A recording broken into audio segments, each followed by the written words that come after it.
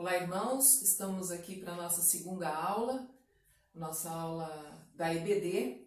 Nosso assunto hoje é a graça triunfa sobre nossos sofrimentos e eu gostaria de, antes de começar, dar o parabéns para a nossa igreja, né? E desejar que o Senhor esteja nos abençoando. São 63 anos de existência ali no Ipiranga. E você e eu fazemos parte dessa história e a minha oração é que Deus continue nos abençoando para que a gente cresça em graça e em conhecimento do Senhor Jesus. Amém?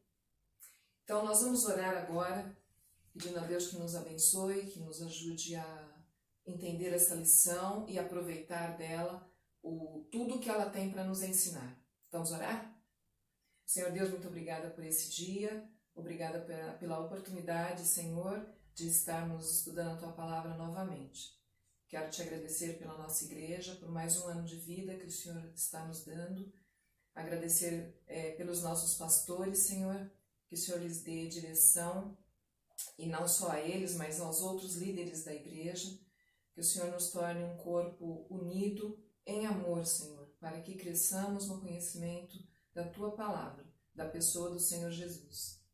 Eu peço ao Senhor também que esteja nos abençoando como igreja agora na EBD, que a Tua Palavra ela faça morada no nosso coração, que nós possamos aprender, que nós possamos pôr em prática e vivenciar a Tua Palavra e os resultados dela. Te agradeço por tudo, Senhor, e peço a Tua proteção sobre nossas vidas. Em nome de Jesus. Amém. Irmãos, nosso assunto é sofrimento, né? E é um assunto bastante delicado. Nós estamos num momento bastante delicado, né? O mundo inteiro envolto aí com esse vírus e nós especialmente experimentamos uma situação muito ruim, muito triste, né? Nessa semana, que foi a passagem do nosso irmão Renato Tinoco, coisa que nos entristeceu muito, afetou o nosso coração diretamente. Então, nós fomos bastante, assim, afetados por isso, e é o ponto que a gente também precisa considerar, que ainda não terminou essa pandemia. Muita gente, milhares de pessoas estão vivendo isso no dia de hoje e nós experimentamos, né? O que é isso? Então, como doeu, como está doendo, como nos machucou, né? Esse acontecimento com o irmão Renato. Eu ouvi hoje que já tem em torno de 2.500 famílias em luto no Brasil.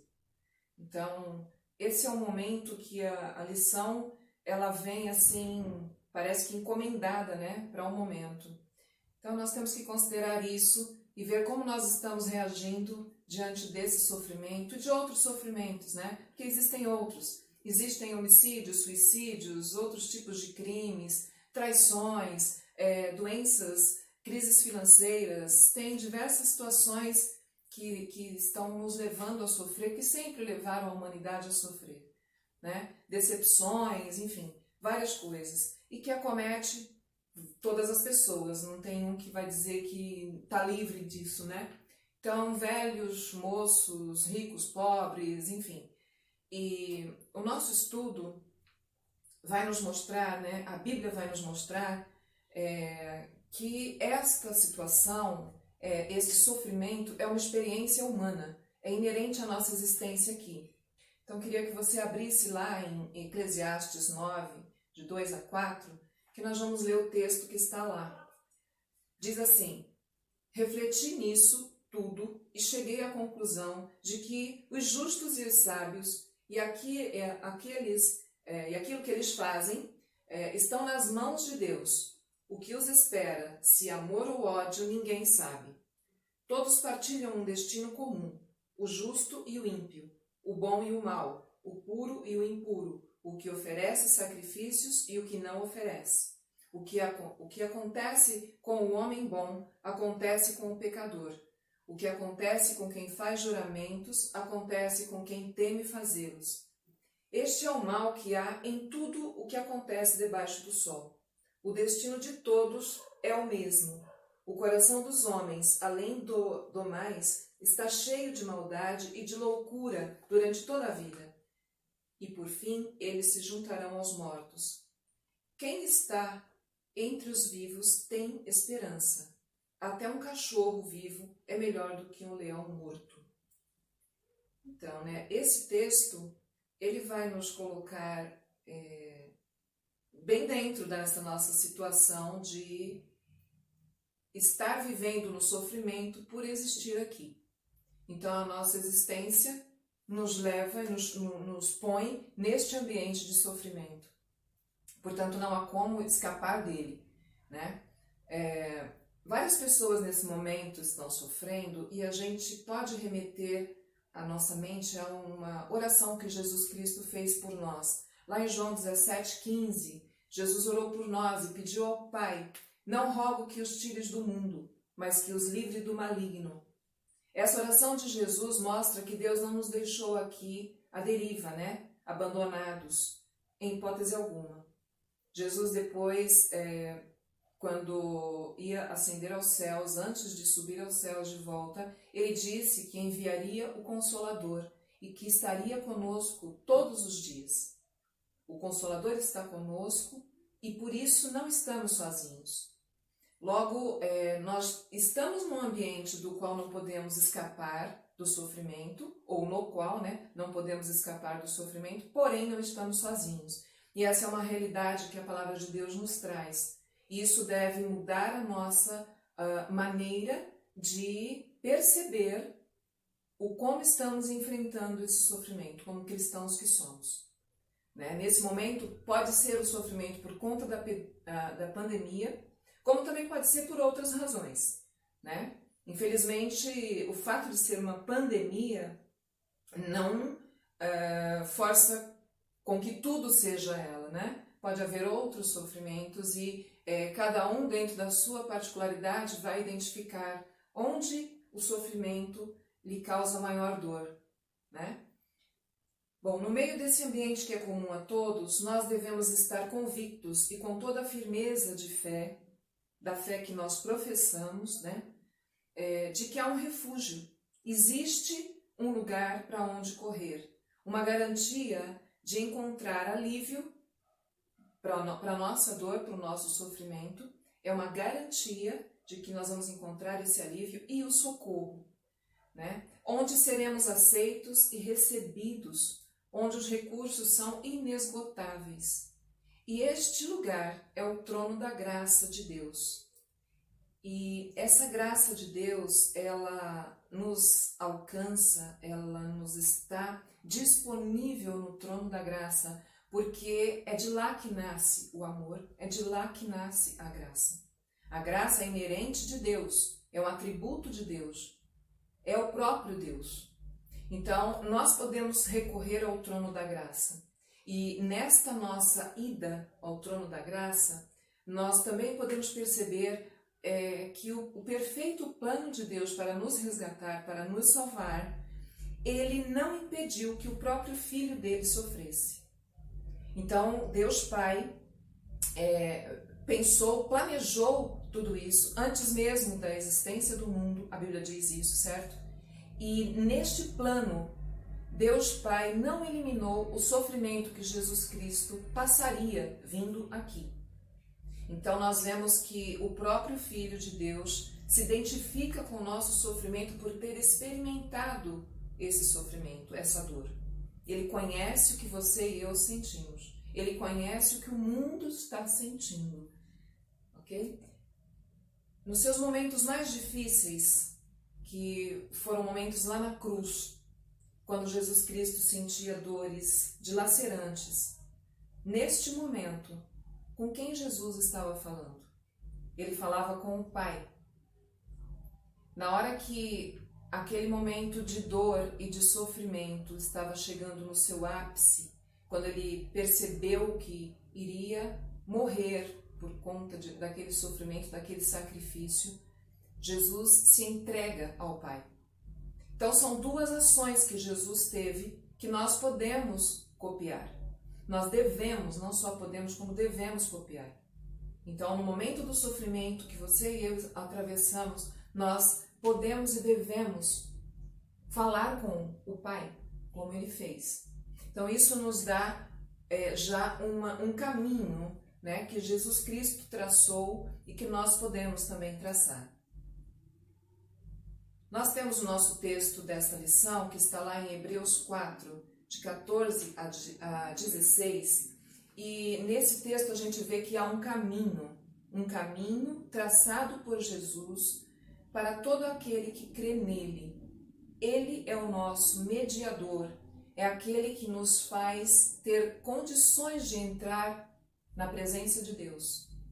Jesus Cristo, pela cruz, nos deu este caminho, abriu o caminho para que você e eu, nós pudéssemos passar. Então vamos ler esse texto, que é o nosso texto da lição. Eu gostaria que você então acompanhasse a leitura. Portanto, visto que temos um grande sumo sacerdote que adentrou os céus, Jesus, o Filho de Deus, apeguemo-nos com toda a firmeza à fé que professamos, pois não temos um sacerdote que não possa se compadecer das nossas fraquezas, mas sim alguém que, como nós, passou por todo tipo de tentação, porém sem pecado. Assim, aproximemo-nos do trono da graça, com toda a confiança, a fim de recebermos misericórdia e encontrarmos graça que nos ajude no momento da necessidade.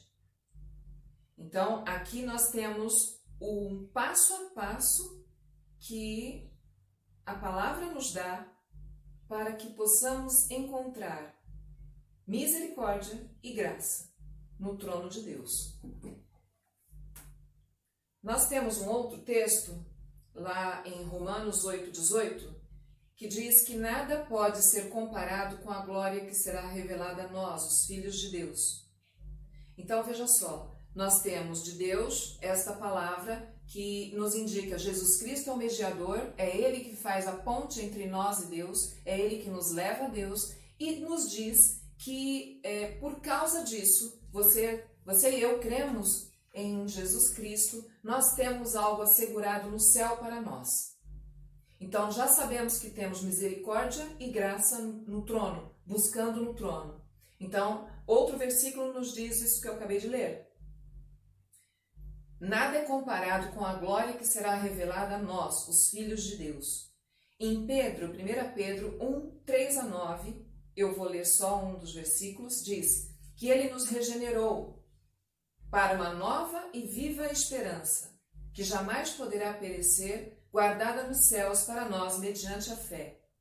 Então, embora nós soframos aqui com dores dilacerantes tantas vezes, esta pandemia está gerando luto, sofrimento, choro, lamentação para muita gente, milhares, né? E mesmo sendo um sofrimento desse tamanho, sem uma garantia, né, de quando vai acabar, sem remédio, enfim, é um sofrimento que ele chegou e se instalou nesse nosso mundo. E mesmo sendo assim, roubando o sossego de muita gente, roubando a paz de muita gente e a esperança de muita gente, nós temos na Bíblia essas orientações que nós acabamos de ler. A nossa esperança não está aqui. O nosso socorro está no trono da graça de Deus, não é? Então é para lá que nós temos que correr. É para lá que nós temos que ir no meio dessa situação. Já que nós estamos inseridos num ambiente de sofrimento de onde nós não podemos escapar. Então, dito isso, gente, eu gostaria de colocar da carta no livro de Hebreus, capítulo 4, 14 a 16, que a graça é fonte inesgotável para nos socorrer no sofrimento, assim como é a razão da alegria que existe no coração dos justos. É um texto didático. Então, vamos verificar. Jesus adentrou os céus, versículo 14, Ele está sentado à direita de Deus. Ele está ali nos apresentando diante do Pai, porque Ele é o nosso mediador. E Ele nos apresenta diante do Pai compadecendo-se de nós, se identificando conosco. E por quê? Ele se identifica porque Ele passou pelo sofrimento que nós também passamos. No tempo em que Cristo esteve aqui, Ele experimentou tudo isso. Jesus chorou, Jesus sentiu fome, Jesus se sentiu sozinho. Lembra quando Ele chamou os apóstolos para irem orar com Ele, os discípulos, para irem orar com Ele, eles dormiram? Então, Jesus Cristo sentiu e viveu aquilo que nós vivemos, inclusive a morte. Então, por isso Ele é o nosso sumo sacerdote. É aquele que nos apresenta diante de Deus com as nossas dores, do jeito que nós somos, da forma como estamos. E por isso nós temos que correr para o trono da graça no momento do sofrimento. Este momento do sofrimento requer, veja no versículo 16, assim aproximemo-nos do trono da graça com toda a confiança, a fim de recebermos misericórdia e encontrarmos graça que nos ajude no momento da necessidade. O que é confiança? Porque aqui me parece é uma condição, certo? Para você se aproximar. Ao você ir ao trono, você precisa ir de uma forma confiante. E a confiança é crer que Deus é suficientemente poderoso para cumprir a sua palavra. É assim que a gente tem que chegar diante do trono da graça. E lá então nós vamos receber a misericórdia, e a Bíblia diz que a misericórdia do Senhor são as causas de não sermos consumidos, porque elas são novas a cada manhã. Então, esta é uma promessa da palavra de Deus. As misericórdias do Senhor são dadas a nós, novas, todas as manhãs, todas as manhãs, todas as manhãs. Outra parte desse versículo diz encontrarmos graça. Também sugere que se você vai encontrar é porque você foi buscar. Então, nós nos aproximaremos do trono da graça para buscar ali a graça, que é a que nós precisamos na nossa necessidade. Por isso que eu disse que é um texto didático. Você deve se aproximar, sabendo que Jesus Cristo é o seu mediador, é Ele que apresenta você diante do Pai. Depois, você precisa saber que em se aproximando, você deve fazer isso com total confiança, ou seja, crendo piamente que Deus é suficientemente poderoso para fazer cumprir aquilo que Ele disse. E depois você ali receberá misericórdia e graça. Então, esta é a parte didática do texto. E eu quero compartilhar com vocês um assunto aqui que eu achei bastante oportuno, que embora nós tenhamos o trono de Deus para termos para onde correr, para onde com segurança e garantia de resposta estarmos pedindo socorro, estarmos correndo, estarmos depositando a nossa fé, o nosso coração, a gente sabe que, ainda assim, nós temos sofrimentos muito difíceis de serem enfrentados. E um deles é o pecado. O pecado nos assedia constantemente. Nós somos alvo, do pecado, na intenção de nos tirar do prumo, de nos tirar da vida de comunhão com Deus. E o pecado é uma razão de sofrimento inerente, portanto, a esse mundo, ao ser humano, da mesma maneira como existir aqui é. Então, eu quero mostrar para vocês, ler para vocês, um texto do pastor Hernandes Dias Lopes, que ele escreve assim: o problema do sofrimento humano não é só uma questão filosófica, em que a mente tece uma estrutura de raciocínio sobre a existência do ser, mas, sobretudo, teológica. Temos dificuldade em conciliar o amor de Deus com o sofrimento humano. Ao longo dos séculos, ecoa a inquietante pergunta: por que sofremos? E por que a nossa dor não cessa? O sofrimento é filho do pecado. Eu achei muito interessante isso. Se não houvesse a queda, não haveria sofrimento. Portanto, é consequência inevitável do pecado, o sofrimento. Fomos concebidos em pecado e nascemos com uma natureza corrompida num mundo que está gemendo. O pecado é como uma fonte poluída de onde flui o sofrimento. O pecado é o solo onde crescem os espinheiros do sofrimento. O pecado é como um anzol que, por trás da isca do prazer, esconde a carranca do sofrimento e da morte. Esse texto do pastor Hernandes Dias Lopes. Eu achei muito interessante porque ele diz que o sofrimento é filho do pecado, é o resultado do pecado. Então, isso se soma a outros textos bíblicos e também a outras consequências, né, outras razões do nosso sofrimento. O pecado, ele leva a gente a estar distante de Deus. Imagina que você fica muito triste por estar longe do seu pai. É assim que um cristão deveria se sentir, né? Então, nada deve angustiar mais um filho de Deus do que se ver livre da comunhão com Deus. Você e eu, filhos de Deus, nós não podemos nos sentir bem se houver pecado na nossa vida não confessado. Pecado em que não houve o pedido de perdão desse nosso Deus que nos ama. Então, é um sofrimento. Deve ser um sofrimento para um cristão viver ou estar em pecado. Então, é uma das situações que nós verificamos na palavra de Deus, que isso deve ser algo que devemos pôr fora da nossa vida. Se existe algum pecado, porque nós somos pecadores, nós estamos sujeitos a ele, todo mundo entende assim, sabe disso, a Bíblia nos diz isso, mas nós não podemos conviver com o pecado, fazer amizade com o pecado. E a revista, ela vai nos dizer que realmente o pecado é uma das razões dos nossos sofrimentos, né? Precisamos do perdão de Deus para nos libertarmos do pecado. E eu ouvi uma ocasião uma frase que é a seguinte: o pecado pavimentou uma estrada que leva a pessoa para longe de Deus. Quando você pavimenta um terreno, você quer deixá-lo mais fácil de transitar, né? Então, o pecado pavimentou uma estrada para levar você e eu para longe de Deus. E isso não é uma coisa que pode trazer alegria. Isso deverá nos trazer, mais cedo ou mais tarde, o sofrimento. Então, vamos lá. O pecado foi tratado pela graça. Nós precisamos verificar que, embora ele exista e ele fique nos assediando, ele foi tratado pela graça.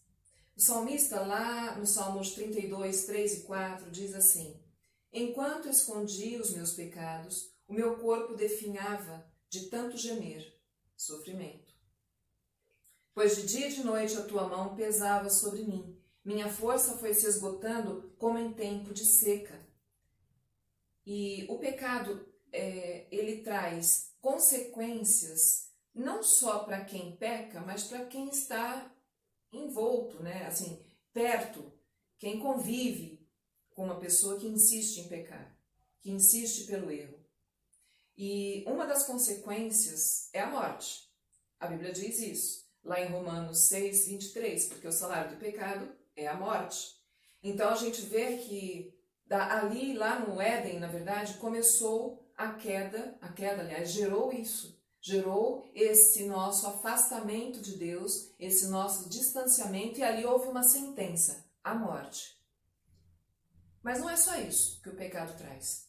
Ele traz outras consequências e alcança outras pessoas que estão convivendo com esta pessoa que escolhe o pecado. Ou então faz amizade com o pecado. Uma das consequências, a culpa. Sem o perdão, a culpa toma conta da pessoa. A falta de sensibilidade é outra consequência. Não sabe o que é certo ou errado mais. Então a pessoa entra numa falta de percepção daquilo que ela deixaria facilmente se não estivesse envolta no pecado, ela já não consegue mais. Então ela não consegue sair da trama que o pecado causa. E isso alcança outras pessoas. A devassidão é uma prova desse alcance, né? Você compromete a vida do outro e você não está interessado em se preocupando com o outro. Esse é o mal do pecado e é o sofrimento que ele impõe para quem quer viver com ele. Ele tira o entendimento da maldade. Então você perde a referência do que é mal. Não há remorso, não há a consciência de que aquilo ali é potencialmente ruim. Então o pecado, ele contamina a mente e o coração e acaba dominando. Se ele domina, se ele é senhor de alguém, aquele alguém é escravo dele, né? Essa é uma das consequências. A outra, humilhação. O pecado cobra caro e vai levar a pessoa à desgraça. A conta vai chegar e ela não vai ser baixa, ela vai ser uma conta cara e sofrida. E o castigo também da justiça humana, que são crimes. Então a pessoa comete pecados que são contra o regime de leis de uma sociedade e essa pessoa é presa. Então algumas das consequências, que não é só a morte, né? A gente pode até fazer uma associação, a morte da razão, né? A morte do sentimento, a morte de você ter noção do que é bom, do que não é. Então, culpa, falta de sensibilidade, humilhação e castigo pela lei de uma sociedade são outras consequências do pecado. Outra razão de sofrimento do cristão. Pode parecer algo estranho, mas podemos sofrer, sim, por causa da disciplina do Senhor. O Senhor Deus nos ama e Ele diz que Ele corrige aquele que Ele ama.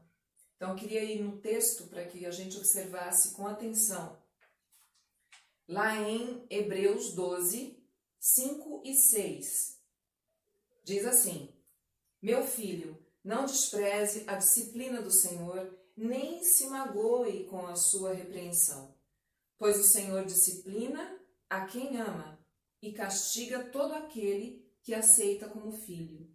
Em Hebreus também 12, 11, nós lemos assim: Toda correção de fato, no momento em que ocorre, não nos parece ser motivo de contentamento, mas de frustração.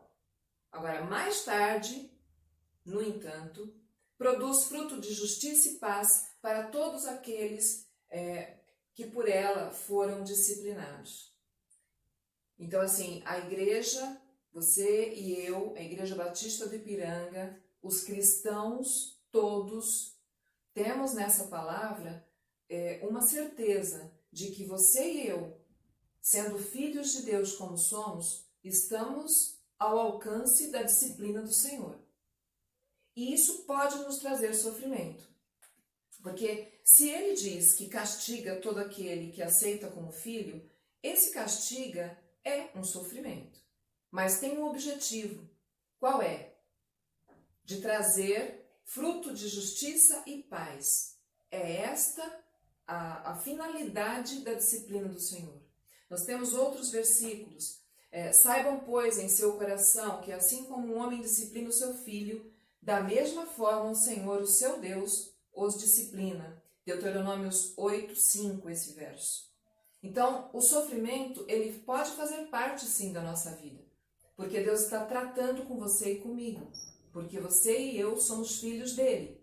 Então, por conta disso, nós podemos sofrer. Mas nós sabemos que esse sofrimento vai nos levar a uma condição de vida de produzir fruto de justiça e paz. Sofremos também por fidelidade ao Senhor.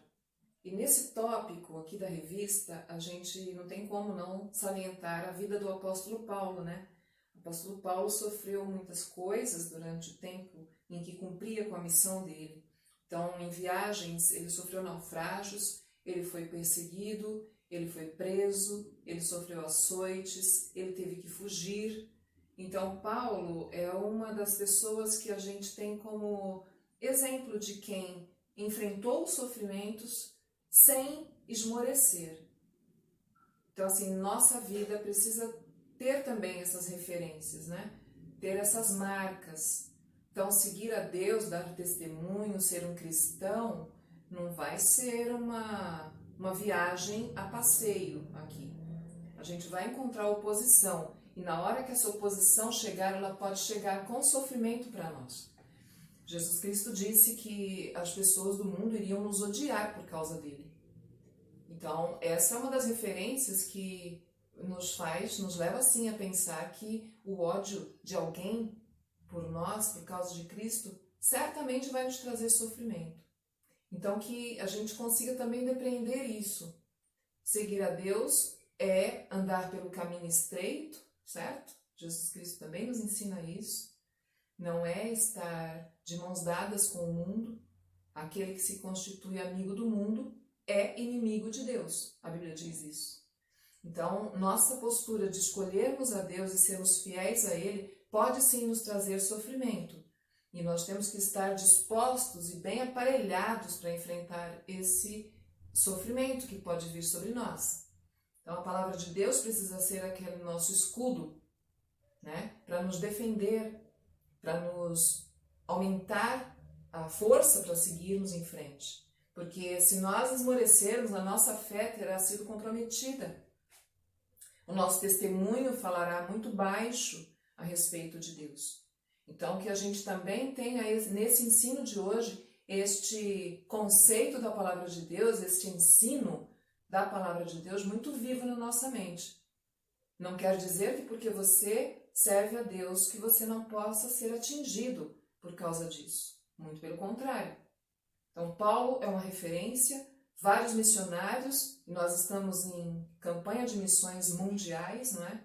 Então, esses irmãos que estão fora do seu país, da sua cidade, muitas vezes longe da sua família, isso tudo pode trazer sofrimentos e traz, né? Enfrentam muitas coisas, oposições mesmo, como Paulo enfrentou. Mas Paulo, ele diz assim lá em 2 Timóteo 1,8, não se envergonhe de testemunhar do Senhor, nem de mim que sou prisioneiro dele, mas suporte comigo os sofrimentos pelo Evangelho, segundo o poder de Deus.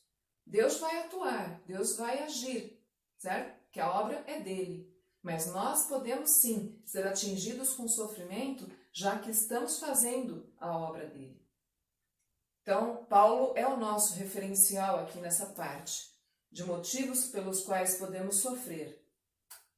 E outra coisa, Paulo, ele diz para nós, né, combati o bom combate, guardei a carreira, acabei a carreira e guardei a fé. Combati o bom combate, acabei a carreira e guardei a fé.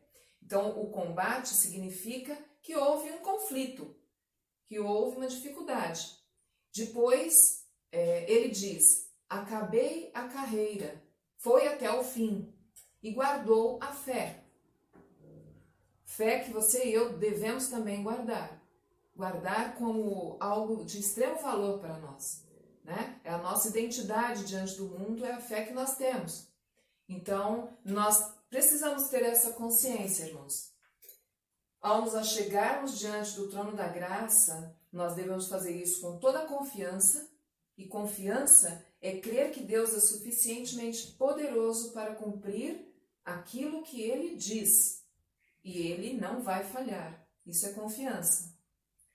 E depois disso, termos uma vida que vá nos levando a nos aproximar de Deus cada vez mais. É orar e não deixar de orar, é crer independente da situação, é poder lembrar da esperança e acalentar a esperança no nosso coração. A nossa esperança está no céu, guardada lá. Então, a nossa postura de vida deve ser assim. E a graça vai nos dar a condição de seguir em frente. Né? Se nós não cuidarmos disso, vai ficar mais difícil ainda.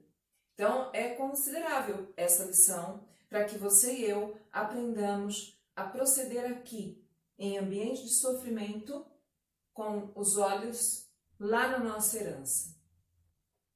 Que Deus nos abençoe, que Deus nos ajude a viver assim, que Deus nos ajude a aplicarmos esse estudo aqui de hoje na nossa vida, neste momento, e em outros momentos, na hora que você se vira em sofrimento. E eu gostaria de lembrar que nós devemos continuar orando pela família da nossa irmã Graça, né? A Graça, a Mara e a Aldê e os outros familiares, para que a graça de Deus esteja sobre eles, dando direção, dando paz e ajudando a levantá-los de novo, né, no meio dessa dor que eles estão enfrentando. Eu gostaria de propor, inclusive, um exercício para nós. O nosso socorro vem do Senhor e eu gostaria que a gente, com isso em mente, fizesse um exercício. Eu vou passar já já e gostaria que você fizesse. O objetivo é que você possa conhecer que tipo de sofrimento te afeta mais, onde você é mais frágil. E assim, ao ir ao trono da graça, você possa identificar em você, olha, o meu ponto mais vulnerável é esse. É claro que Deus sabe, mas às vezes a gente não sabe. Então esse exercício é apenas para estimular você a pensar sobre isso e conhecer melhor a sua fragilidade. Ok? Então um abraço para vocês, Deus os abençoe e que nós possamos estar firmes na rocha. Ok? Um abraço. Irmãos, o exercício é este. Você, com um pedaço, com uma folha de papel, você vai escrever o que te faz sofrer e listar. Aqui tem algumas possibilidades, não tem que ser estes. E do outro lado da coluna, você vai colocar o que te faz sofrer mais e estabelecer uma nota de 10 a 1 e então fazer a relação. Você vai ligar aquilo que é para você. Por exemplo, relacionamentos difíceis e brigas te faz sofrer muito, te faz sofrer mais ou menos, né? É esse exercício. E de posse disso, então você terá condições de se achar no meio do sofrimento e levar ao trono da graça exatamente o como você está. E que Deus abençoe você e a sua família. Grande abraço.